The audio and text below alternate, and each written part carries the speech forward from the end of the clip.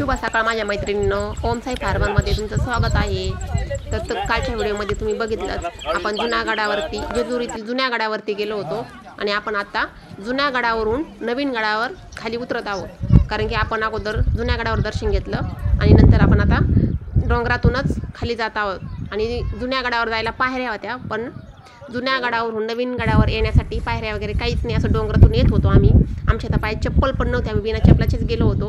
ऊन नव्हतं, काही नव्हतं, पावसाचं वातावरण झालं होतं, पाय काही भाजले नाही, पण येताना खडे तर खूपच टोचतात आमच्या पायाला बघा। आम्ही अक्षरशः बिना चप्पलचे होतो, पण चला एकच दिवस असतो। देवाला गेल्याच्या नंतर देव एवढ्या शिखरावरती जाऊन बसलेत, आपण त्यांच्या दर्शनाला का जाऊ नाही शकत। आनंदात गेलो होतो आम्ही आणि इथला परिसर बघा एवढा सुंदर आहे, असं वाटतच नाही तिथून यावं म्हणून।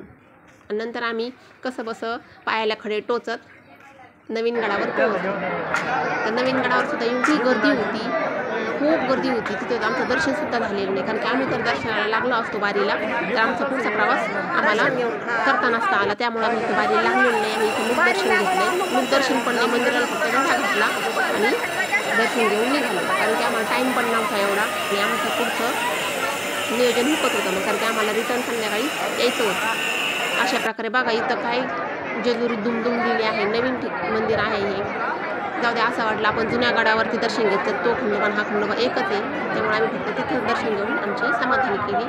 आता आम्ही इथं आलेलो आहे, इथं भंडारा वगैरे उधळला, दर्शन घेतले आणि फक्त मंदिराला प्रदक्षिणा घातली। आणि इथं बाणायची शीळ झालेली बघा ही, जेव्हा बाणाईला राग आला होता तेव्हा इथं ही शीळ होऊन झालेली बाणाईची। आणि दर्शन वगैरे घेऊन नंतर प्रसाद वगैरे घेतला, त्यांची घेत होतो।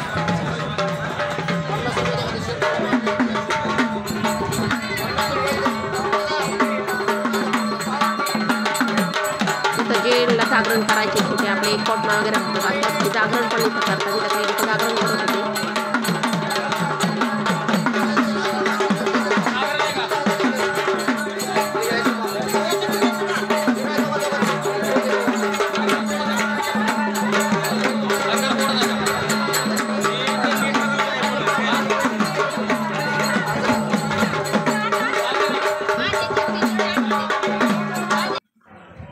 आणि इथं तर एवढं सुंदर आहे, अक्षरशः झाडांची कटिंग करून प्राण्यांचे आकार, पक्ष्यांचे आकार, फुलांचे आकार, असे काही आकार दिले आहेत झाडांना। बघा आता हा मोर, किती सुंदर मोर आहे हा, झाडाची कटिंग करून मोर बनवलेला आहे त्यांनी। हे बघा किती सुंदर वाटतं, इथं तर खूपच छान सगळं आकर्षक वाटतं हे सगळं। इथं त्यांनी शंख बनवलेला झाडाची कटिंग करून, इथं मगर बनवलेली बघा तुम्ही, एवढी सुंदर मगर दिसती, असं वाटतच नाही आहे झाडाचं कटिंग करून बनवलेलं आहे त्यांनी। इथं नाग आहे,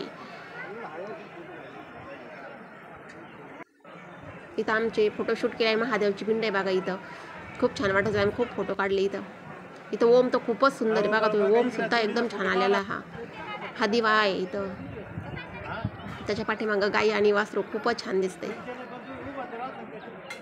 इथं गरुड पक्षी पृथ्वीवरचा,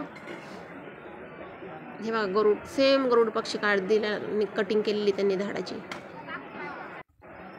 हा ससा तर खूपच आकर्षक दिसतोय। विमान सुद्धा त्यांनी विमानाचा आकार दिलेला आहे।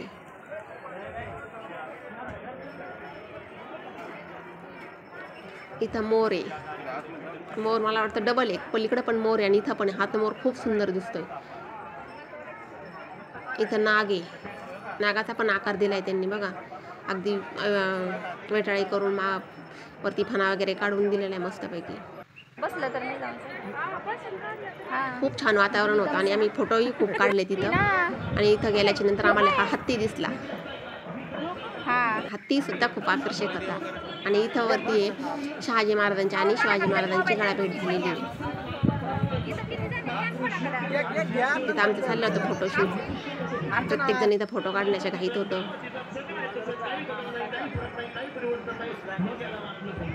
खूप छान वाटतं इथं।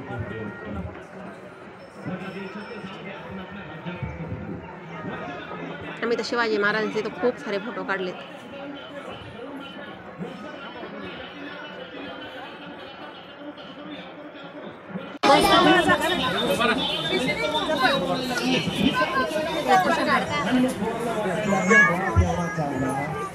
कुठं सोडू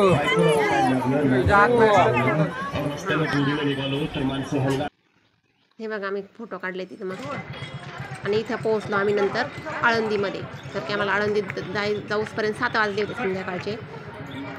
असं वाटलं होतं आपल्याला जाऊसपर्यंत मंदिर बंद होतं काय, पण नाही, आम्हाला जाऊसपर्यंत 7 वाजलेत. त्यामुळे मंदिर चालू होतं आणि तिथे कीर्तन पण चालू होतं. ज्ञानेश्वरीच्या मंदिरात आळंदीत आलं की टाळमुक्तगणाचे आवाजाने अगदी कान सुन्न होऊन जातात. खूप छान आवाज येतो तिथं. तर इथं मला त्रास झाला, खूप उलट्या वगैरे झाल्या. तर माझा खूप अवतार झालेला होता. पण चला, आपण देवाला आलो होतो तेवढं तर सहन करावंच लागणार आहे. वारी लागलो होतो. वारी काय आम्ही 10 मिनिटात दर्शन झालं आमचं. खूप छान वाटलं आम्हाला. आमचं दर्शन झालं आणि लगेच मंदिर बंद करण्यात आलं. आरतीसाठी बंद केलं त्यांनी. पण योगायोग असे आमचे दर्शन झाले सगळ्यांचे आणि मग मंदिर बंद केलं.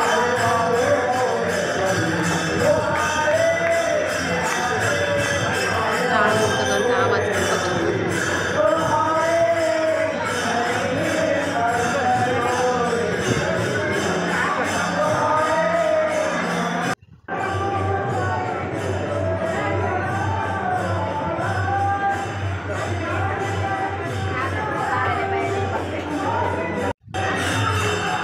कीर्तन चालू होतं.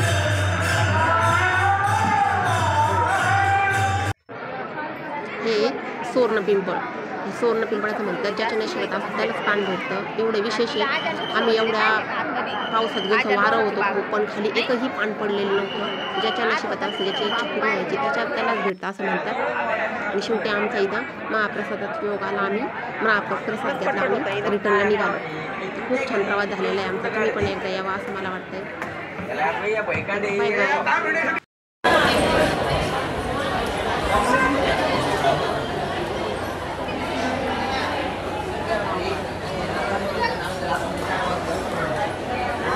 Hola.